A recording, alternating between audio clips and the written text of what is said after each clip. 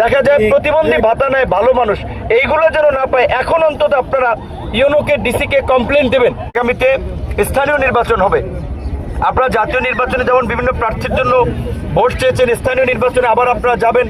তো এখন জাতীয় নির্বাচনে আপনাদের দল থেকে কেউ এমপি হয়েছে, মন্ত্রী হয়েছে, তাহলে আপনাদের স্বভাব চরিত্র যদি পরিবর্তন হয়, স্থানীয় নির্বাচনে কিন্তু মানুষ আবার সেটা একটা জবাব দেবে।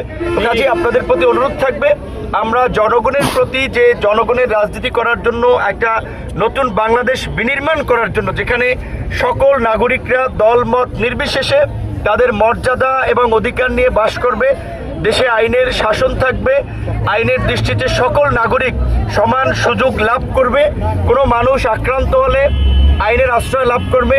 সরকারের যে সামাজিক সুরক্ষামূলক কার্যক্রম, এই যে ঈদের আগে বিজেপি দেওয়া হবে, বয়স্ক ভাতা দেওয়া হয়, বিভিন্ন ধরনের সহযোগিতা, এগুলো আপনারা প্রশাসনকে সহযোগিতা করবেন যেন প্রকৃত ভুক্তভোগী মানুষ পায়। দেখা যায় প্রতিবন্ধী ভাতা নেয় ভালো মানুষ, এইগুলো যেন না পায়। এখন অন্তত আপনারা ইউনোকে ডিসিকে কমপ্লেন দেবেন যে এই লোকটা ভালো, এই লোকটা সচ্ছল, সেই সহযোগিতা পাওয়ার যোগ্য না, তার এটা বিবেচনা করেন। এবং এই সরকারের যে, আমরা যেহেতু সরকারের সাথে আছি, কাজেই সরকারের চিন্তা ভাবনা হচ্ছে মানুষের জন্য কাজ করে, মানুষের মন জয় করা, মানুষের সমর্থন ধরে রাখা।